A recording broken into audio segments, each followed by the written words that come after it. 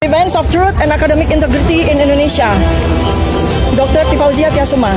You treat as a privilege on this country, but on other country, big country is there is no criminalism on freedom of speech. How about that? Nice the moral cause when silence prevail over truth. Indonesia now being tested. Saya akan menyampaikan maklumat saya untuk internasional. Saya akan mengawali dengan bahasa Inggris, lalu kemudian saya terjemahkan dalam bahasa Indonesia. Bismillahirrahmanirrahim.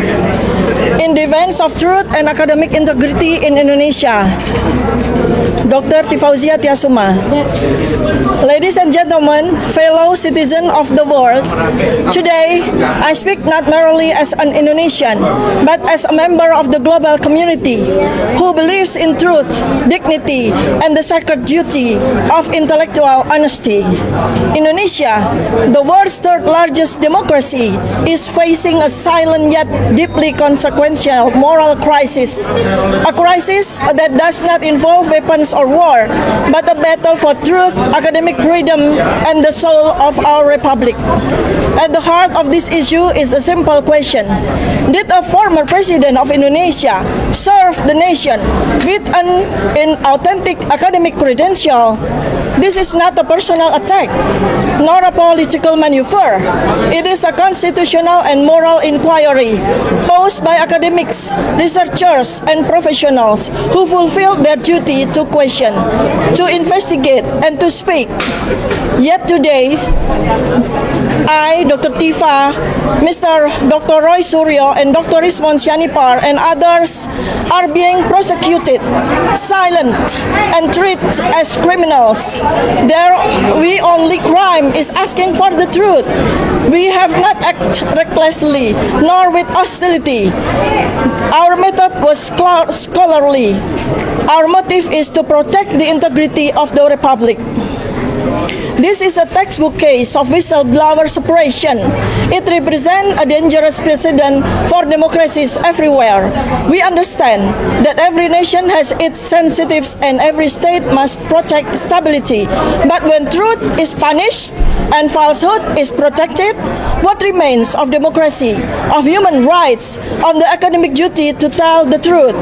We are not asking the world to interfere. We are simply inviting the world to witness, to listen, to remember that academic freedom and freedom of expression are universal values not bound by borders. We ask our friends in the United Nations, in international academic institutions, in global human rights organizations to hold space for this case, to recognize the moral cost when silence prevails over truth. In the words of the Prophet Muhammad, peace be upon him, saying the truth even if it is bitter, and in the tradition of global justice, the arc of the moral universe is long, but it bends toward truth. May it bend there, may it bend here, may it bend now. Thank you. Membela kebenaran dan integritas akademik di Indonesia. Saya Dr. Tifauzia Tiasuma. Yang saya hormati para pemimpin dunia, rekan-rekan akademisi, media internasional, dan seluruh warga dunia yang mencintai keadilan. Hari ini saya berbicara bukan hanya sebagai warga negara Indonesia, tetapi sebagai bagian dari komunitas global yang menjunjung tinggi kebenaran, kehormatan, dan integritas intelektual. Indonesia, negara demokrasi terbesar ketiga di dunia, tengah menghadapi krisis moral yang sunyi namun sangat menentukan. Bukan krisis yang ditandai oleh perang atau kekerasan, melainkan oleh pergulatan antara kebenaran dan kekuasaan, antara nurani akademik dan tekanan politik. Inti dari persoalan ini adalah sebuah pertanyaan yang sederhana namun mendasar. Benarkah seorang mantan Presiden Republik Indonesia pernah menjabat dengan ijazah akademik yang tidak otentik? Pertanyaan ini bukan serangan pribadi, bukan fitnah, bukan pula manuver politik. Ini adalah panggilan moral dan konstitusional yang diajukan oleh kami para akademisi, peneliti, dan intelektual yang menjalankan tanggung jawabnya untuk mengkaji, mempertanyakan, dan mengungkapkan kebenaran.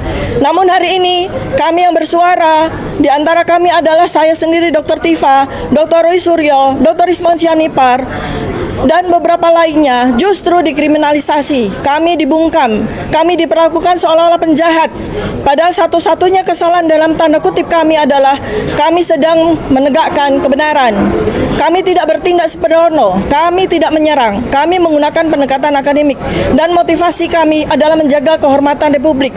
Ini adalah contoh nyata dari penindasan terhadap para whistleblower, sebuah presiden berbahaya, bukan hanya bagi Indonesia, tetapi bagi demokrasi di seluruh dunia. Kami tidak meminta dunia untuk campur tangan. Kami hanya mengundang dunia untuk menyaksikan, untuk mencatat, untuk mendengarkan. Karena kebebasan akademik dan hak untuk berkata benar adalah nilai universal dan dilindungi oleh undang-undang internasional. Dan ini tidak terikat oleh batas negara. Kami memohon kepada sahabat-sahabat kami di PBB, di universitas-universitas dunia, di organisasi hak asasi manusia internasional, beri ruang bagi kasus ini. Sadari bahwa harga dari diamnya suara nurani jauh lebih mahal daripada ketidaknyamanan politik sesaat. Rasulullah Muhammad SAW pernah bersabda, katakanlah yang benar walau itu pahit. Dan dalam tradisi keadilan global, kita mengenal ungkapan, lengkung semesta moral itu panjang tapi ia condong menuju kebenaran. Semoga ia kali ini condong ke sini dan semoga saatnya adalah sekarang.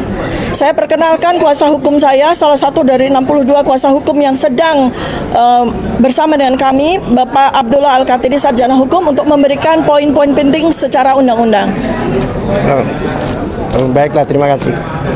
Seperti dikatakan tadi, saya adalah kuasa hukum dari salah satu kuasa hukum dari Dr. Tifa.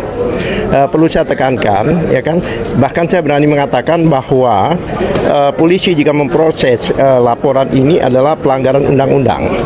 Karena ada undang-undang yang mengatur, yaitu Undang-Undang Perlindungan Saksi dan Korban, Undang-Undang Nomor 31 Tahun 2014 yang menyatakan pasal 10, jika ada pelaporan lebih dahulu, maka tidak diperbolehkan dilapor balik dengan pencemaran nama baik.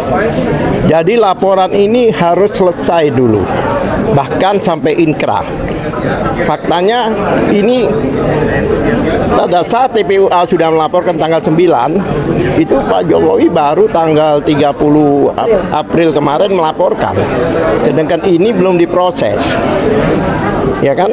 Bahkan dikatakan bahwa proses ini adalah yang menarik, dilaporkan di Polda, tapi semua bukti-bukti aslinya, khususnya ijazah aslinya itu diberikannya di Bareskrim. Kan berarti mengakui kan bahwa lapor lebih dahulu sudah diproses lebih dahulu, dan kemarin sudah dikembalikan. Biasanya kalau sudah disita itu tidak dikembalikan, ya kan? Bagaimana disita setelah itu dikembalikan? Nah, oleh sebab itu keyakinan kami bahwa itu sudah diperiksa laboratorium, bahwa kami sudah siap untuk menghadirkan ahli laboratorium lab force independen, bahkan dari luar negeri. Kami keberatan jika itu diumumkan bahwa itu tanda kutip asli, padahal kami akan dan sedang memproses untuk menghadirkan ahli lab force dari luar negeri, ya kan? Bahkan saya berani mengatakan ini pelanggaran undang-undang. Kenapa ya didulukan yang di sana? Karena mungkin beliau lebih baik berhadapan dengan jaksa daripada berhadapan dengan hukum. Karena kalau seandainya pelaporan awal itu mereka berhadapannya dengan JPU. Nah, ini hampir kami khawatir akan terjadi lagi peristiwa seperti peristiwa Bambang Tri dan Gus Nur, ya kan? Jadi sebenarnya kami bukan orang bodoh. Penegak hukum itu ada 3, betul kan? Penegak hukum itu ada 3, polisi, jaksa, dan advokat. Cuma bedanya polisi dan jaksa itu berpangkat, kami tidak. Seandainya kami berpangkat, mungkin sebagian besar dari kami ini bintang 3 semua. Jadi jangan dianggap kita orang bodoh, ya kan? Kita siap untuk menghadapi dimanapun juga. Tapi kami akan ajukan ke manapun juga, baik itu ke DPR, ke Kompolnas, Komnas HAM, Irwasum, dan sebagainya. Bagaimana ini ada pelanggaran undang-undang didiamkan. Dan ini bukan pertama kali. Saya sudah pengalaman dalam hal ini karena bertahun-tahun saya menangani kasus yang sama seperti ini. Terima kasih. Terima kasih banyak. Democracy in this country, but there's no freedom of speech in this country because you treat as criminalism on this country, but on other country, big country is there is no criminalism on freedom of speech. How about that?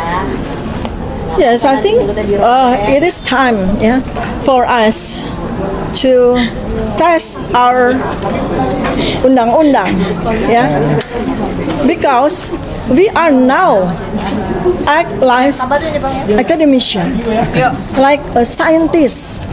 We protected by the laws, national laws, and also global or international laws by United Nations and the Center for Human Rights.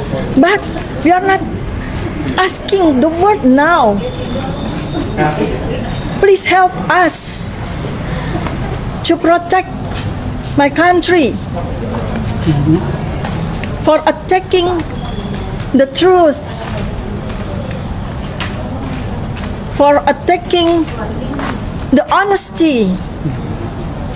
And that's why our citizens, our people needs us to act and also to test the laws, whether they protect us like scientists or they fail the the laws. Okay. What about your protest of this law of this criminalism and the people all around the country and respond this? Will you continue to international court? Yes, also. Oh. Yeah. During this time, I consider and I ask our friends in the United Nations, in the Human Rights Center, in the Amnesty International, and also diaspora in 3 countries, in